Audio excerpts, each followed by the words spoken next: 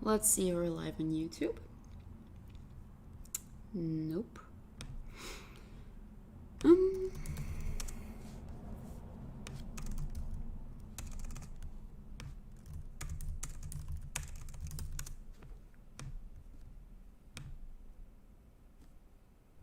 Nope.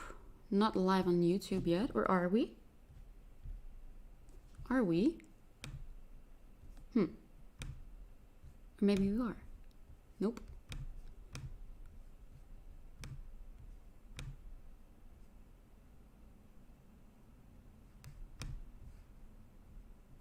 Can anyone hear me?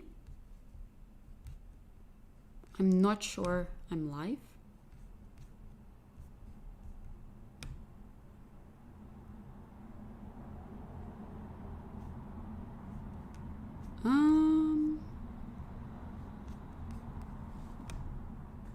Okay, I'll stop streaming first.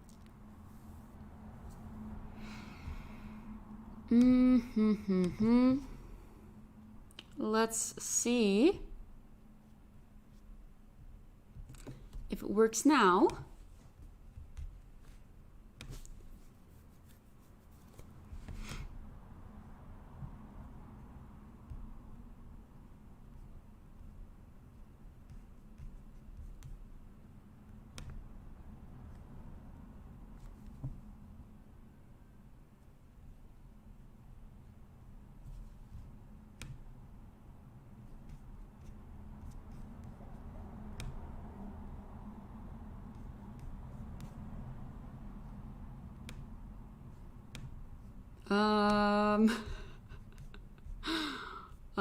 What is going on?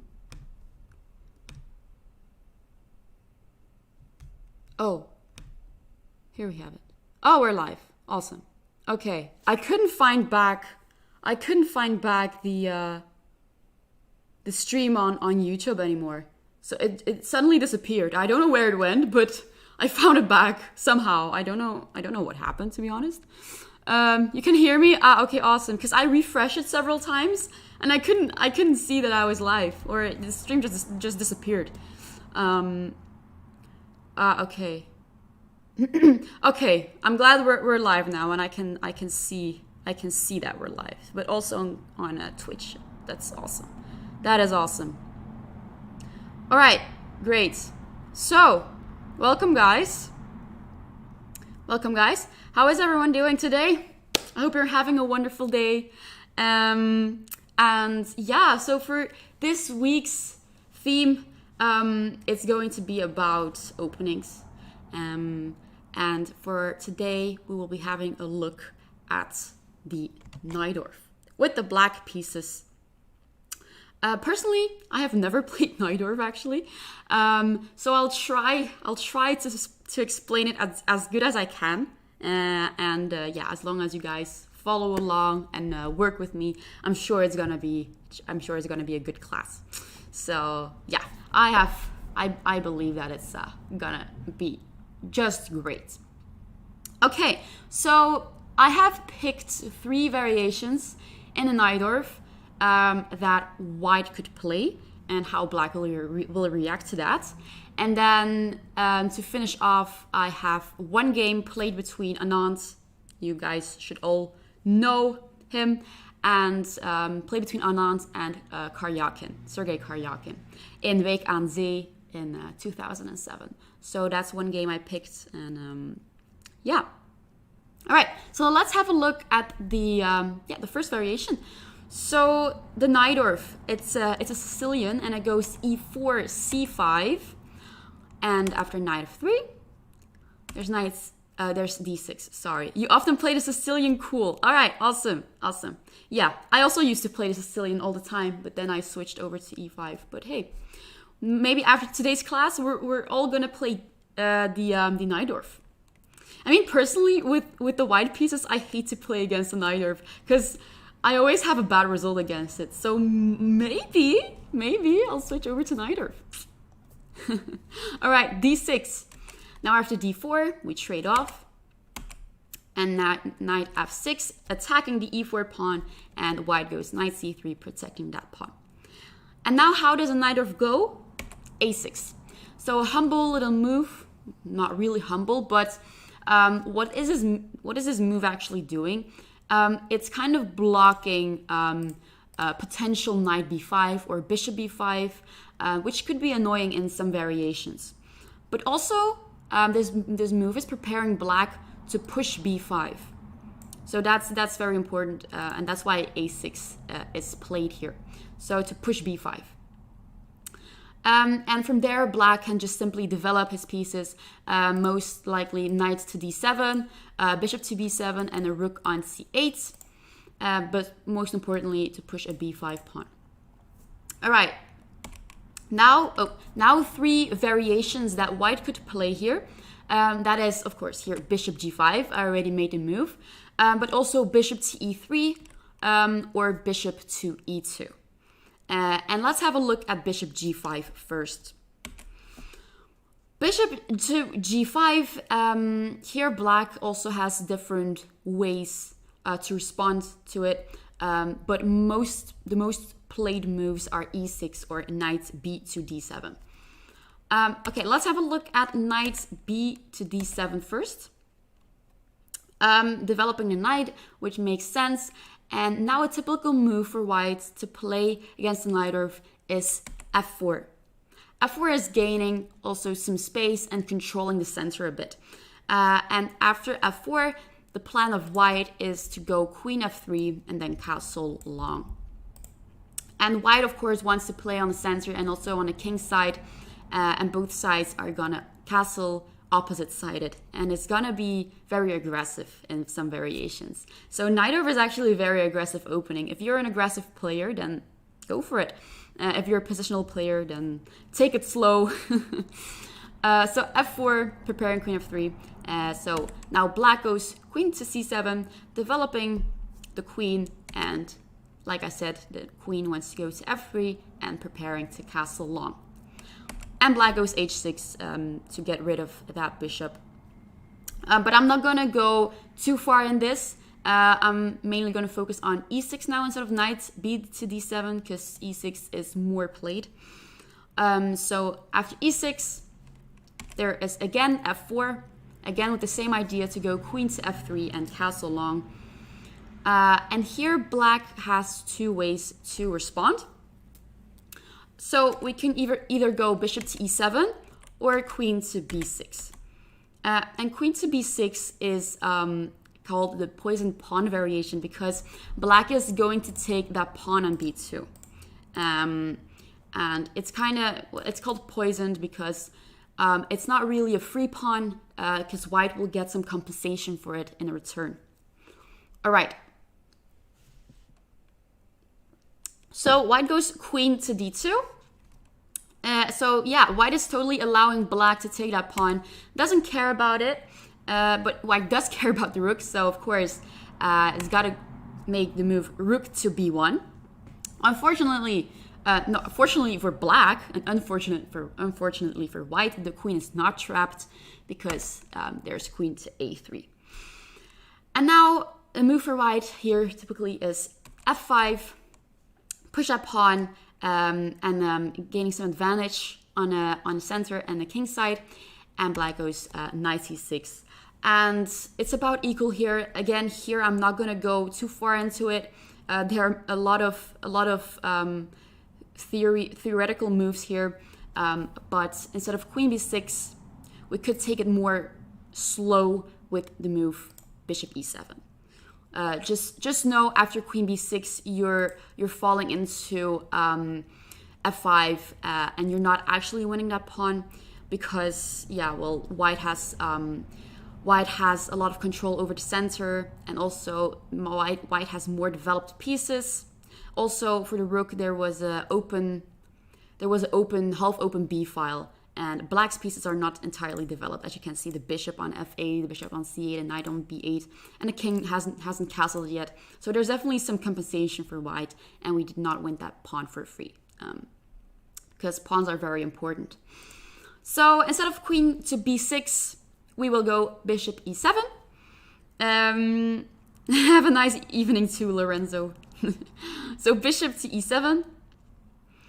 And now queen to f3. So white is also, again, white is getting ready to castle on the long side, on the queen side. And now, again, queen to c7, typical move to put your queen to. And now white castles long. Too difficult. Yeah, that's why I didn't want to make too many moves in these variations. So I just wanted to keep it short and mostly focus on main lines, I guess. So here, castle long, knight bd7. But of course, it is a sharp opening. It's very aggressive.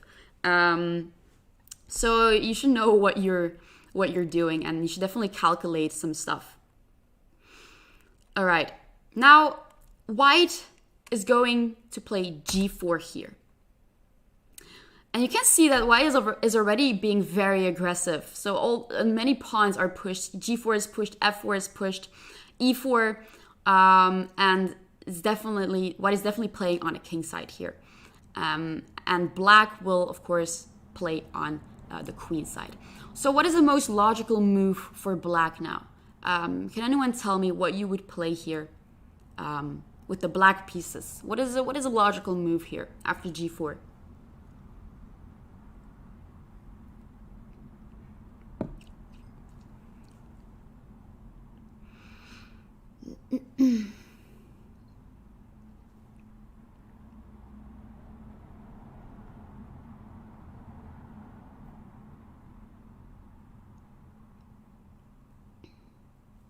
Okay.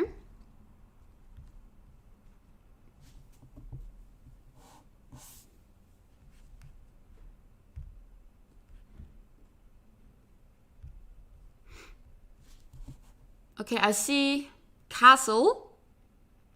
I see b5. All right. So castle and b5. So white is attacking, right? So with the black pieces, you can't stay passive and wait, So it is indeed b5.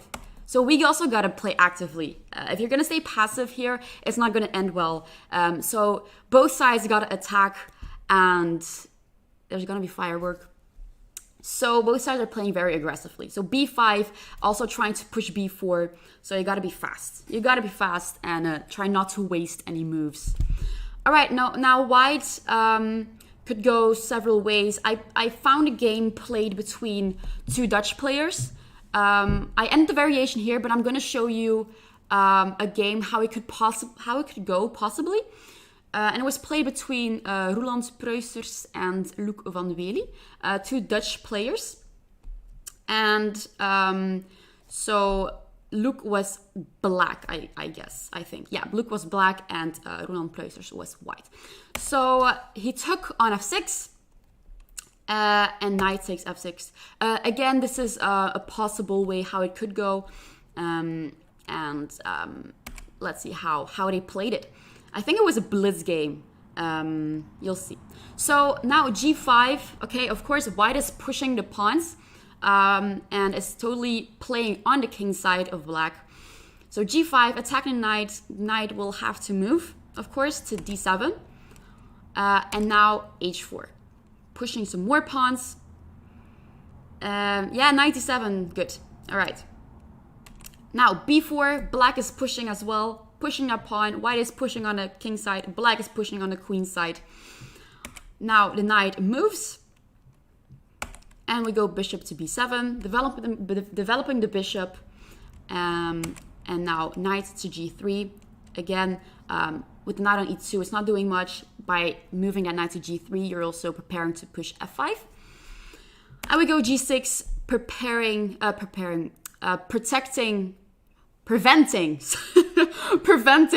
f5, and now Roland went h5. So you can see that white is really pushing there. Luckily, the king hasn't really castled. Feels kind of safe in the center, to be honest. You would feel completely squished and lost as black in this position. Yeah, it looks scary, but it's a very aggressive opening. So definitely. You should definitely look up some theory and know what you're doing. So now we castle long, because castle short would be too dangerous. So Luc van Willy decided to castle long here, and now white went king b1 to get away from this little thread here, this pin of the queen. And now we go knight to c5, activating our knight, and the queen went to e3 and e5, pushing that pawn, getting rid of that knight, and yeah, knight to f3 now. All right. Wait, let me see if the Twitch chat has said anything yet, because I haven't really looked at it. Nope. All right, cool. All right, now king b8, also moving the king, maybe with the idea to go rook c8 and really playing on the queen side. And now f5. Long castle in the Sicilian. Yeah, that doesn't occur that often, right? But here I think it was too dangerous on the short side. So now white went f5. See, if black castled short, it would be too scary, because after exchanging the g pawn, it would be very, very dangerous. But now f5, pushing the pawns, and black went d5. And that's often an idea for black in the Najdorf. If you can push d5, you should play d5, because this, as you can see, this is a backward pawn. So, all right, d5.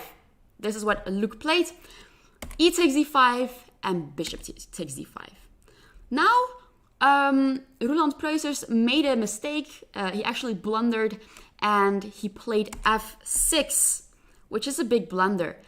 And now my question for you is, can you see what black can play here? What did Luc play, and how did he win the game after one move?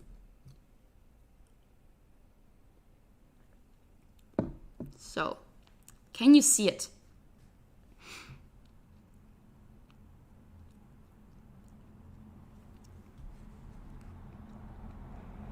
Yeah, indeed. I suggest you study tactics. Tactics are really gonna help you.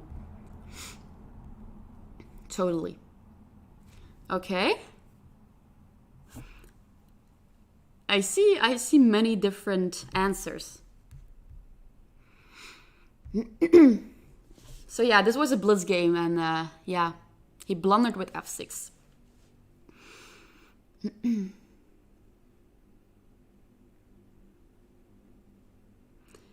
Any books for tactics? You can do tactics online, to be honest, on Chess Tempo, on Lee Chess, many sites where you can practice tactics on.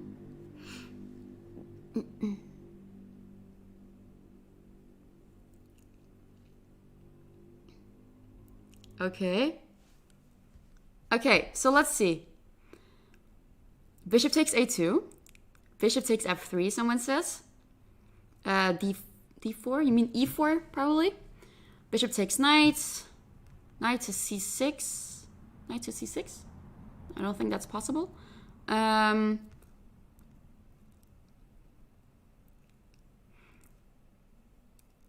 It's black to move, by the way.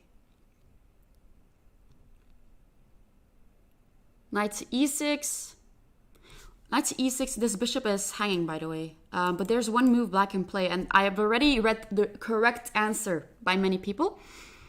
I'm still gonna wait a little bit for those who aren't that fast to think.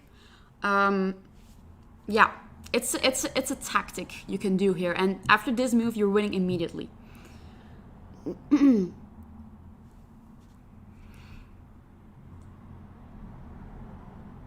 There will be a back rank problem for white. All right, okay, that's a good hint. Queen a5, yeah, it is.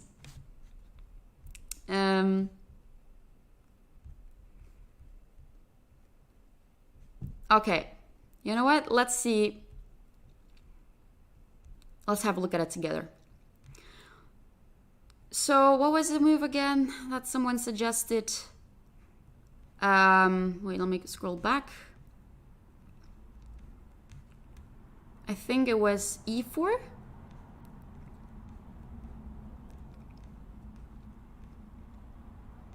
No, it was bishop takes f3. So I saw many people replying bishop takes f3. This wouldn't really... because you're thinking that after queen takes, you can win this rook, but it's protected, right? I think many of you think that it's winning a rook, or I'm not sure why what the other reason would be to take there. But yeah, after this, if we take, the queen can just simply take back, and we didn't really win anything.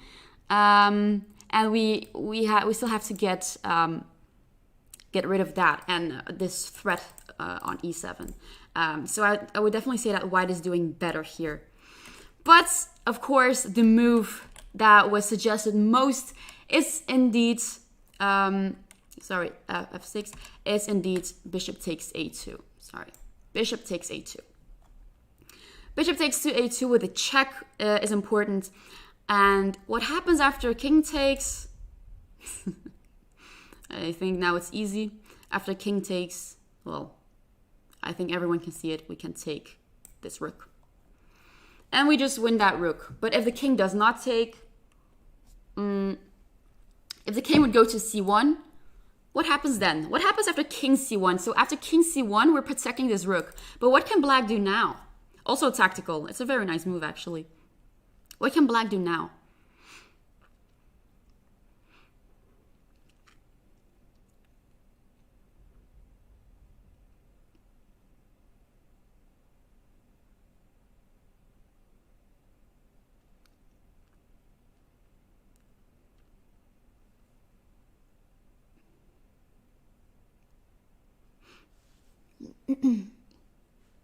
Yeah, very good.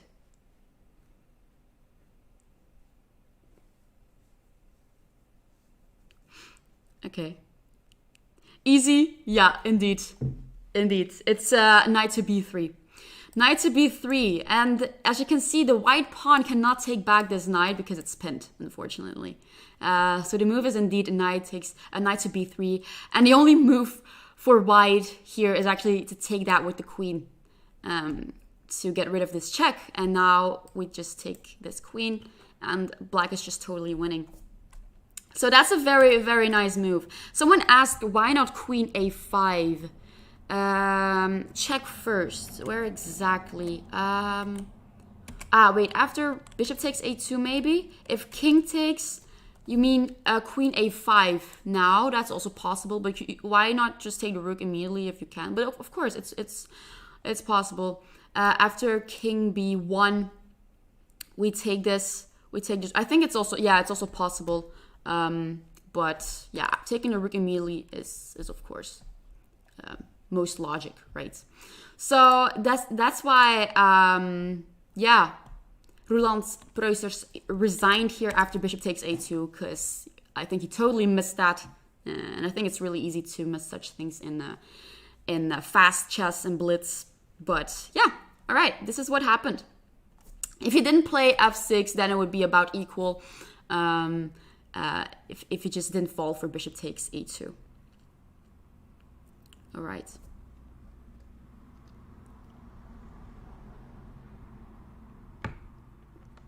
All right. Okay. That was bishop to g5. That was the first variation. And now we're going to go to the next variation, which is bishop to e3 on move 6. Okay, so e4 c5. Sorry, I almost wanted to say e5. e4 c5. Knight of 3, nice. Knight of 3 d6. I'm saying the wrong things. The wrong things are coming out of my mouth. Okay, d6, take, knight of 6, knight c3, a6. All right, here's a Najdorf.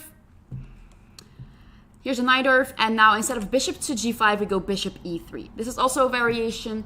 And here, what a black player will mostly play is e5. So it might seem like a weird move because black voluntarily gives himself a backward pawn. And in this case, d6 is the backward pawn because it's not protected by any other pawn and it's a little bit weak. And you're also weakening the d5 square, allowing white to put pieces on that square, which can be very powerful and strong. But in exchange for this, black gets rid of this knight on d4, removes that knight from the strong d4 square, and also allows the light squared bishop to develop to the e6 square. So yeah. And also in these type of variations, black also wants to push d5 whenever he can.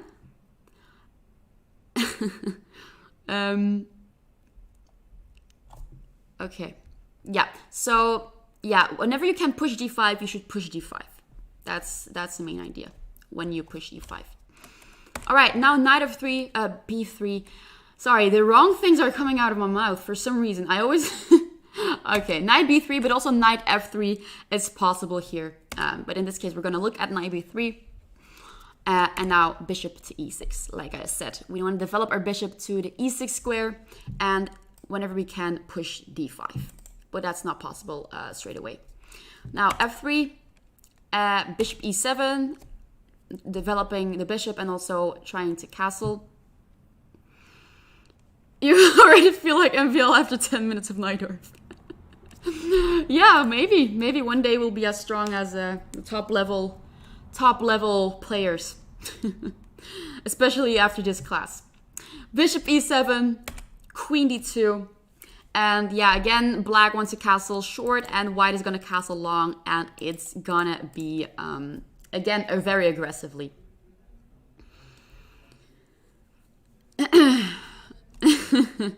Slow down. Yeah, I'll try to slow down. All right, queen to d2. And now we castle short and white castles long.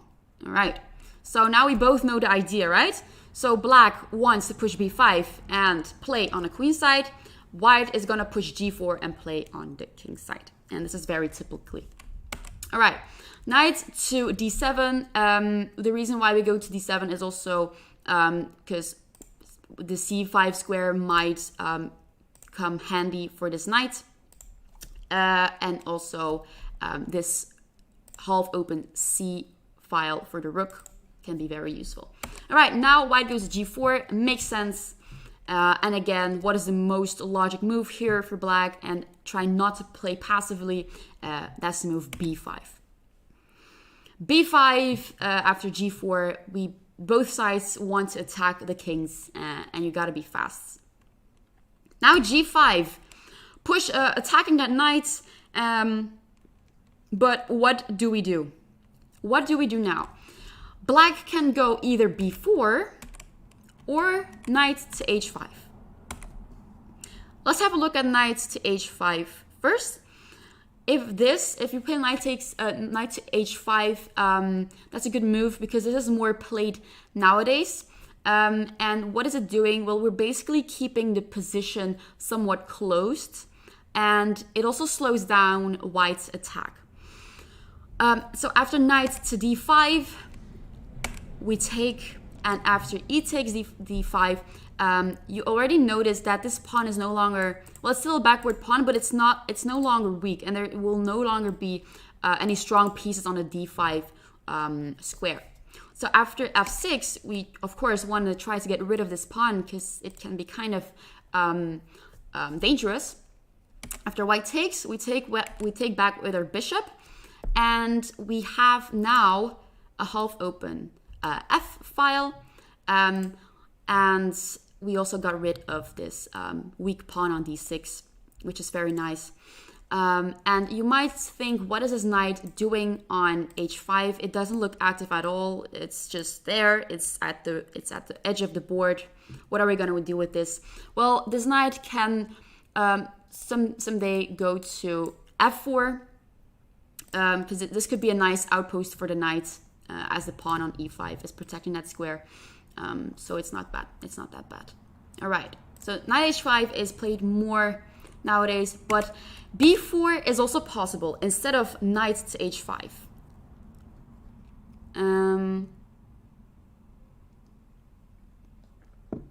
All right.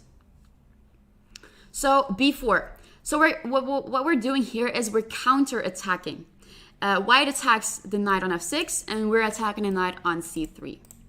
So if white takes that knight, we simply take back this knight, and white cannot take on e7 because after c takes d2, we win the queen, and it's a check. So that would not be good for white.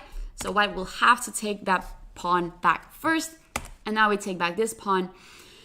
And as you can see, both g5 pawn and the b4 pawn are gone, and it's less dangerous, and it's also about equal. But again, black has some very nice half semi-open files here on c and b, but white also has this on the king side, the g. So it's not that clear. So yeah, it totally depends on how you play it.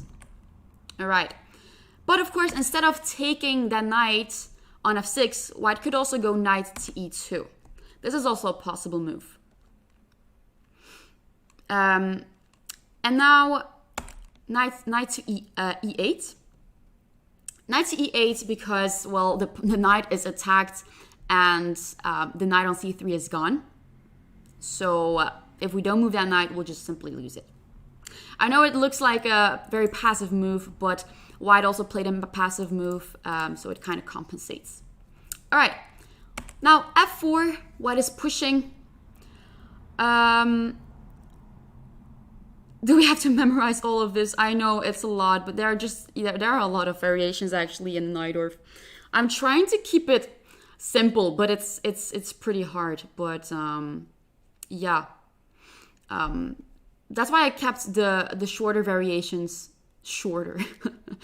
But yeah, you can always look back at this video and put it in your chess base or put it on chess24 in your opening repertoire. So, all right, f4. Now a5. Again, they both want to push. Black wants to push on the queen side and white wants to push on the king side. So a5 now, and now black goes a4. And honestly, I find it very scary. I find it more scary for black than it's for white. And that's probably the reason why people nowadays play knight to h5 more instead of b4. Yeah, it's who is faster indeed. But it's definitely looking more scarier for black, I would say, because these pawns are pushed very, very far. And also the bishop and the queen are looking at the king side. This rook will also get into the game. And black's pieces are kind of like a cluster here, I would say. But yeah, if I were black, I would have played knight to h5 because I think that's just a better move than b4. Because after we saw that after this variation, we don't have this weak pawn anymore, and we don't have this g5 pawn anymore. So yeah, this is a lot of theory actually. All right, I think. All right, let's go back. Where was I? A4. I want to end here. But I do want to show you how theoretical this can be, because this is a very theoretical line. I know it's going to be very confusing and it's going to be very complicated, but I want to show you anyway. But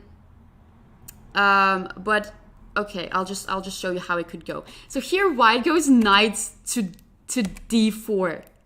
I know it looks weird, right? Knight to d4. It looks weird because this pawn can just simply grab that knight. But this is actually the only good move for white, because after knight to a1, well, of course, the knight's attacked. If knight to a1, then we can just simply take that pawn, and that's not good at all. That's not good at all. All right. Now, knight to d4, e takes d4, knight takes d4, b3. This is all theory, by the way. This is all theory. So many people just play these theoretical lines. I'm actually not a big fan of theory, but if you want to go for it, then go for it. And now here, king b1. And the reason why white cannot take this bishop on e6 is because we take this pawn on a2, and then we will promote to a queen. And there's nothing white can do to prevent this idea. This pawn will promote to queen no matter what, and yeah, it's just lost for white. So we cannot take that bishop. White moves the king aside instead, and after b takes check, knight takes, we go bishop b3. This is all theory. I would never play such theoretical lines because, yeah, I don't know. It's just a lot to remember, right? And if you play one wrong move, then you're just lost. So, yeah, bishop on e6 is trapped anyway. So you gotta find a way to get a better position out of it. So bishop b3. If white takes, we take back with this pawn, and we have a nice pawn on b3 now. And after knight a3, because the knight is attacked, we go knight to e5, and it's about equal. White still has these strong pawns here, but black also has got some compensation on the c file, but also on the a file. That was a very, not straight arrow. So yeah, you definitely do not have to remember this line, but just to show you how theoretical this can be.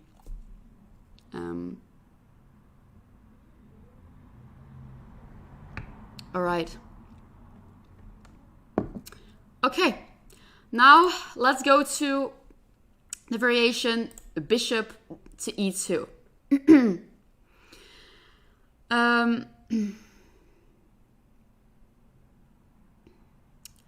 Yeah, I'm sorry. It's hard to keep it very basic.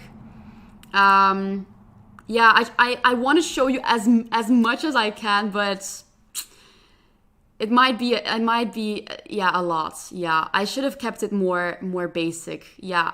Thanks for the feedback though. I will keep that in mind for the next coaching lesson, because yeah, I realized after these variation that it might be a bit too much for beginners, and sometimes I forget about this, but it's good that you guys remind me of this.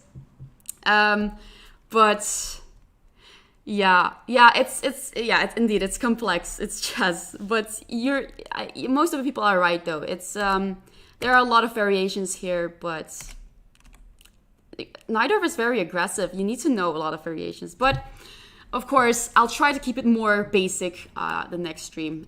So yeah, all right, now we're gonna see how it goes after bishop e2. You know what?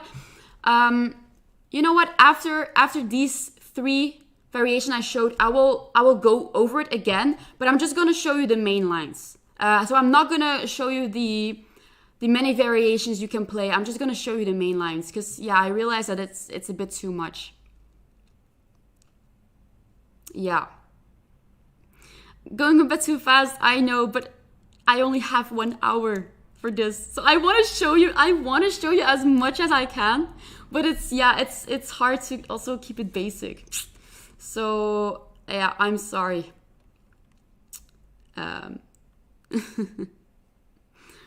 All right, so bishop e2, e5 here. So after knight b3, we go bishop e7, just develop and castle. We castle short, and black castle short as well. So I'll try just to show you the main line here, and not go into too many details, because yeah, you're totally right. All right. I can split it up in different streams. Not really though, because every week there's another theme. So I cannot say like, okay, today I'm just gonna show you this variation, and next week I'm gonna show you this, because next week it's gonna be a whole other topic. So that's why I want to, get as many. I want to teach you as much as I can, but it's not that possible. So, yep. All right. I'll try to keep that in mind. Yeah, feedback is very useful for me. All right, bishop e6 again. You want to try to push d5 whenever you can, and after queen d2, We go knight to bd7. We're just developing pieces here. And the idea behind knight to d7 is to go to c5. And after we put our knight on c5, if white takes that knight, we can take back with this pawn. And then we get rid of this backward pawn, which is very useful. And once we have this pawn on c5, we have a nice little square on d4. All right.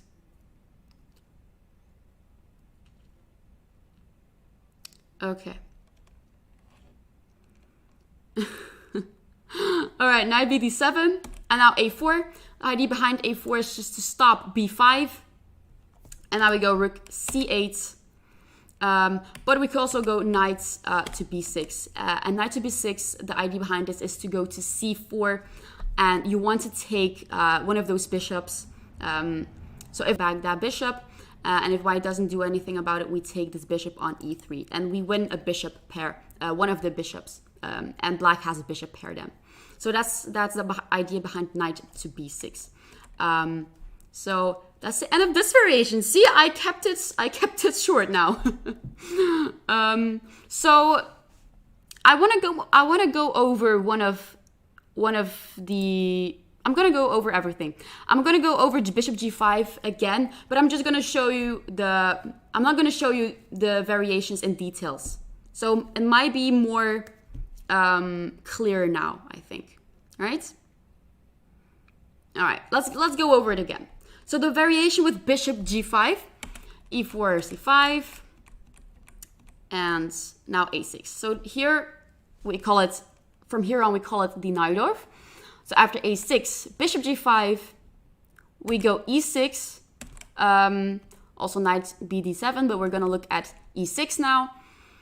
f4 for white, bishop e7, queen f3, main idea to castle long, queen to c7, castle long, knight to d7, and white goes g4. So white wants to go on the king side, and now black goes b5 to attack on the queen side. Bishop takes, knight takes, g5, and now knight to d7. But this is yeah, I'm going into the game of these two players again. But this is how it could go. I'm gonna stop here because we saw this game, how it went between these two Dutch players. So this is how it could go. So I hope it's more clear now. So white again wants to push g4, black to b5. So this is what you should remember. All right. Now bishop e3. I hope it's more clear now. I hope you have a better overview now. So let's go over this again. a6, Najdorf, and now bishop e3 instead of bishop g5. All right, e5 now. Knight to b3. Bishop to e6, develop the bishop, and whenever we can, we try to push d5. And now f3.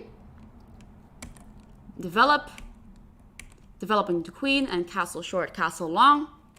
We develop our knights, preparing our knights, preparing our rook to go to c8, and also preparing to push b5. g4, now b5.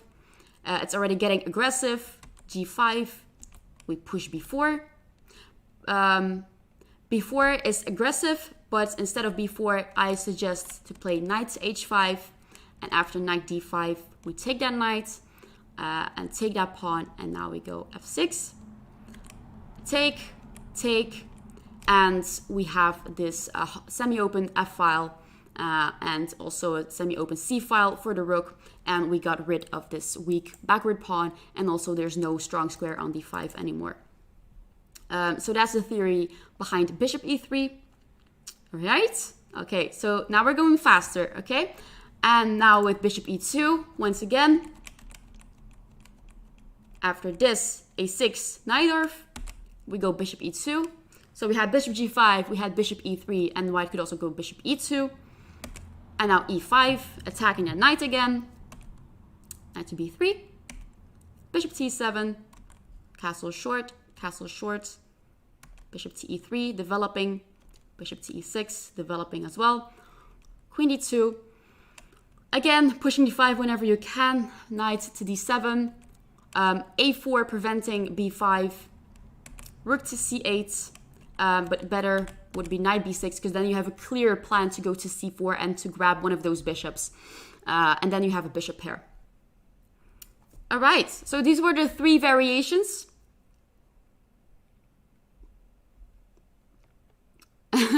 You're gonna rewatch this stream, that's good. Then, yeah, I really suggest you to do that. Then you have the time to put these variations in your repertoire, in your chess base maybe. Because yeah, there's a lot of theory.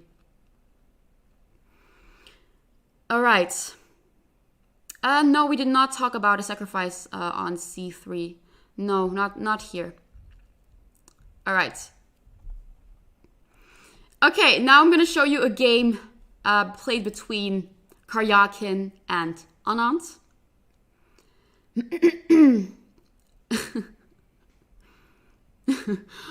So Karjakin was white and Anand was black.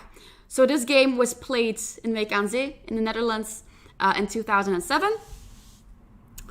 So we will recognize this position because we talked about this. So a6, bishop e3. So it's a variation with bishop e3. The others were bishop g5 and bishop e2, remember? And after bishop e3, we go e5, attacking knight, and now knight to b3. But little question here, what happens after white goes knight to f5? How should black react to this?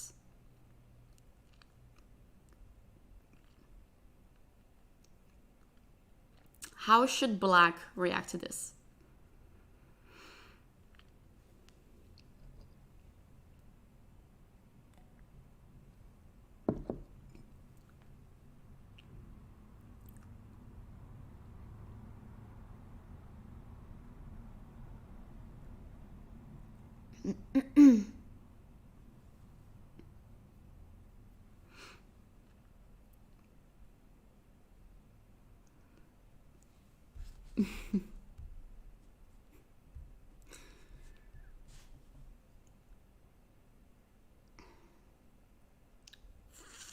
Okay. Bishop takes on f5. That's okay. Bishop takes f5 with the idea to push d5. E takes f5. You could do it in the other move order. So now d5, okay. That's good. All right. But you could also do it in the other move order. You could also go d5 now. D5 now, because a pawn cannot take this pawn because this knight is hanging. And same happens after this knight takes this pawn. This knight takes this pawn. Because then we just simply take back and this pawn will eventually grab this knight and white will lose that knight. So why not push d5 immediately when you can? Exactly, d5. Very good. d5. And now e takes d5. No, there was other variation. Wait, I actually didn't. Let me see. Did I? No. Okay, so d5 here. I'm just gonna stop here because otherwise it's just gonna be too long again. But here white would play bishop g5. All right, so d5 then. So that's why we don't play knight to f5 with the white pieces, but knight to b3. All right. And now bishop e6. Developing the bishop. This is also what we saw in our variation. Bishop to e6. So black wants to control the d5 square and is also thinking about pushing it, the d6 pawn. All right. So now queen d2. And now my question for you is d5 for black possible now? Because I mentioned this many times. Whenever you can, push d5, but if you look at this position, you could push d5, but is it actually possible? Because if you count, it would be possible. Can we push d5?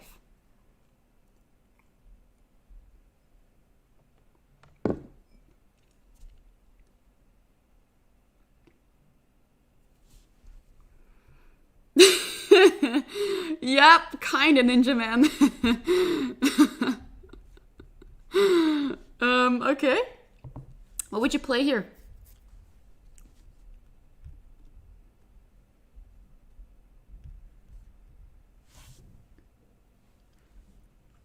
Can we play d5?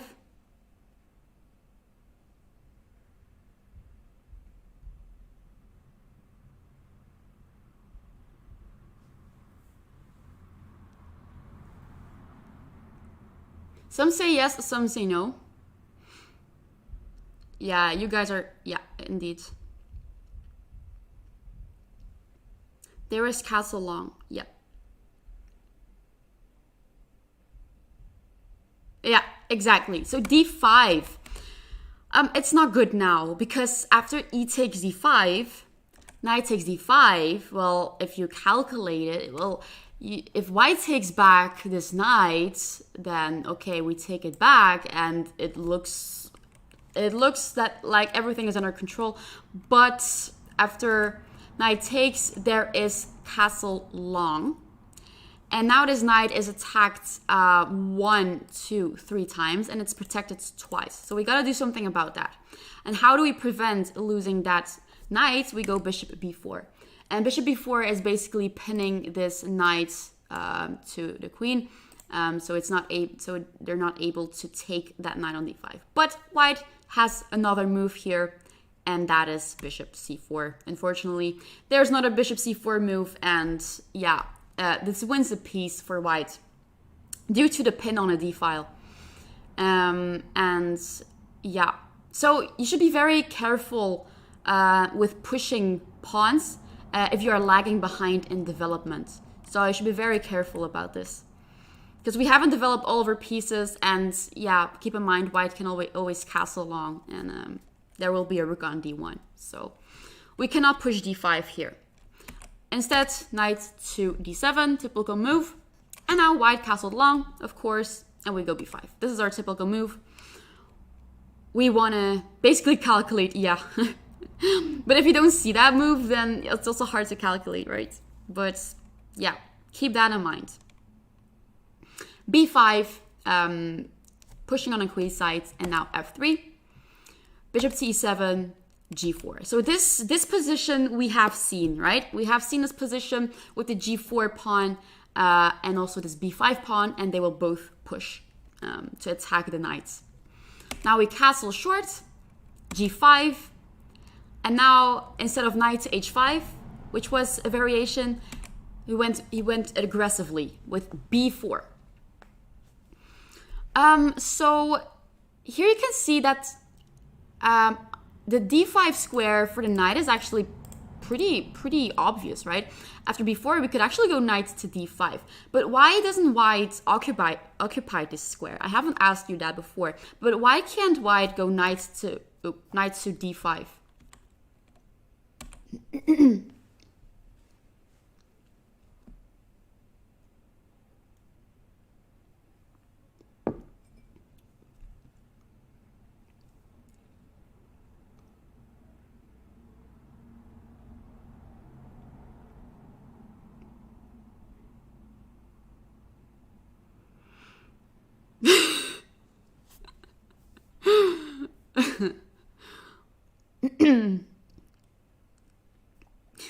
That's true, Bullfinch.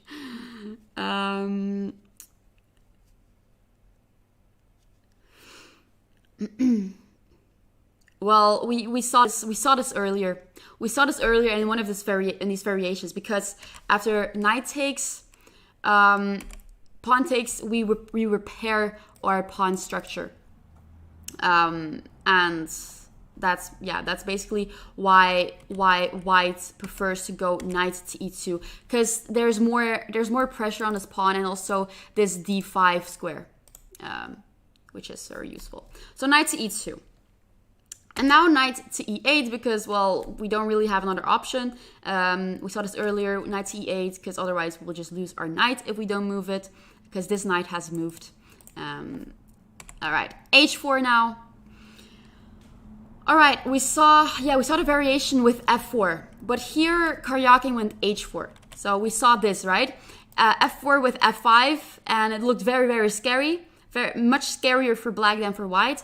But in this game, Karjakin went h4 here. All right, h4, and now a5. King b1, also a typical move which we saw to get our king on a better square and away from this c file, and also giving this knight a square on c1. If a4 comes, then at least a knight can escape to the c1 square, because on a1 it's not looking good. But yeah, okay, king b1. Now knight to b6, knight to g3, knight getting the knight more actively, also freeing the way for this bishop. a4, attacking that knight, and now luckily we have this, white has a square for the knight to c1, and d5. Oh, I was actually gonna ask you which move to play here. Okay, that's too bad. Well, of course, whenever we can, we push d5. I wanted to ask you. Oh, I went too fast. All right.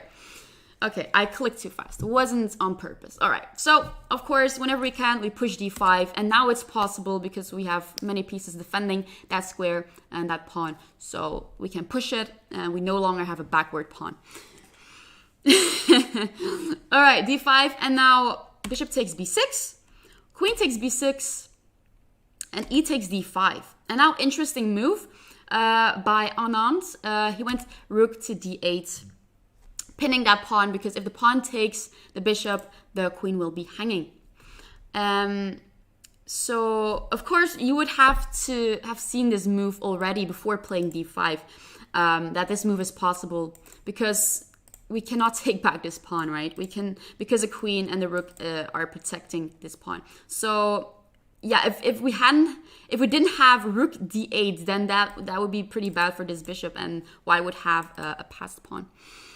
d5 is the dream, yes. So rook d8. Now bishop c4, protecting that pawn, and Anand went knight to c7.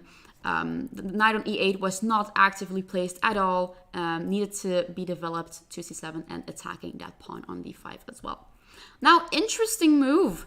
Karjakin here, he went d takes e6, and like I said earlier, this is weird, because now we can just simply take that queen, right? The pawn was pinned. The pawn could not move because we would be able to take the queen. But why is Karjakin allowing black to do that? It's because the sacrifice here is the best option in this position. Since black will be able to take back on d5 and will have a much better position. So if white allows black to take back on d5, black's pieces, one, black has a bishop pair, and also once the knight takes back on d5, the pieces of black are very nicely placed. And b4 and a4 are also pushed forward and can be pretty dangerous. So in this position, d takes e6 is the best option here for Karjakin, because in exchange for the queen, he will have a rook, a knight, and two pawns. And also a nice looking pawn on f7. So after take, white takes on f7 with a check. The king moves, and then white takes back the rook. So if we count the material, black has a queen, but white is up a rook and is up a knight and is also up two pawns. So it's about equal. And yeah, I'm not going to show you the rest of the game because the game went up till 63 moves. But you should know, yeah, Anand won this game. And yeah, that's most important here was to show you the opening, how the Najdorf goes. And yeah, this game kind of illustrates how important a d5 break can be for black, and as well as to fight for the square in front of the backward pawn. So yeah, remember that if you can push d5, you should push d5, because it's not fun to play with a backward pawn.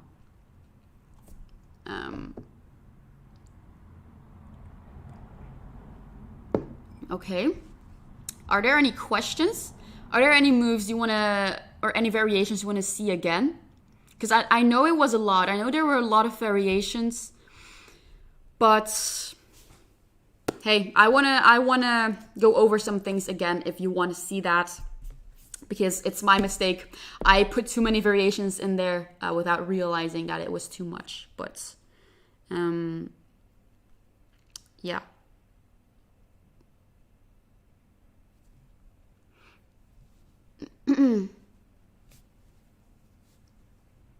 You want to see endgames?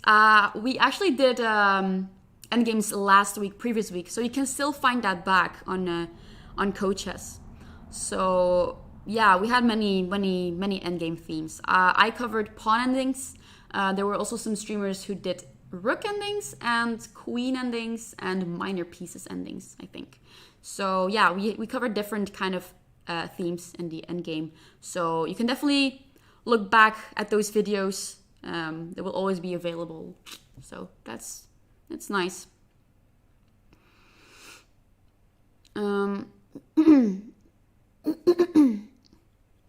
So any variations you want to see again, or is it good for you guys? Did you show a game that was actually played by Miguel Najdorf? No. I showed 2 games between this game between Karjakin and Anand, because I found it very instructive with this d5 pawn, and also with this queen sack, and another game played between 2 Dutch guys where one blundered drastically, but yeah. Berlin defense. We're looking at Najdorf right now, so I'm not gonna incorporate too many openings in one stream in 1 hour. That's just gonna be too much.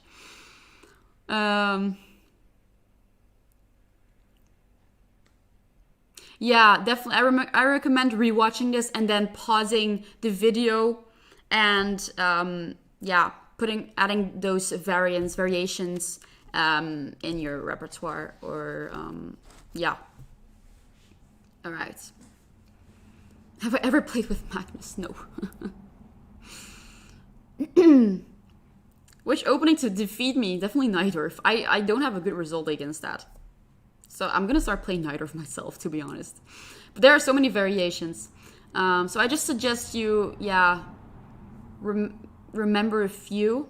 Don't go too much in detail, because you will be overloaded. Your head will just be too much if you need to memorize all of this, especially as beginners. I don't actually, for beginners, I don't recommend playing c5. I don't recommend playing Sicilian, because there are so many possibilities in Sicilian. I recommend playing e5. Keep it simple. Najdorf is not good for beginners, though. Yeah, I don't recommend playing Sicilian. So just go for e5. Keep it simple, easy, and focus on tactics. So, all right. Okay, you're afraid of Sicilian. You never played it, then yeah, try it out. But definitely, if it's your first time playing Sicilian, and you want to play it on the board, then I really recommend you study this before you play it, because otherwise, and you really should understand it, because otherwise you'll find out that you're gonna be in trouble. So yeah, all right. I guess that's it for today. Again, sorry if it was too much, if there were too many variations. But again, you can rewatch this video as many times as you want. Also, if you want, I could also put this, put my preparation available. I don't know where, but maybe on Lichess or something, but we'll see. Anyway, that was today's class. And yeah, I hope you understood something of it. Just remember that most of the times they will castle opposite sided, and you go for white goes for a king side attack and black goes for a queen side attack, and try to push d5 as soon as you can. If you can, push it, and that's what you should remember. Okay, All right. See you later, guys. Have a nice day. Have a nice evening. And I will see you again probably next week on Wednesday. Bye.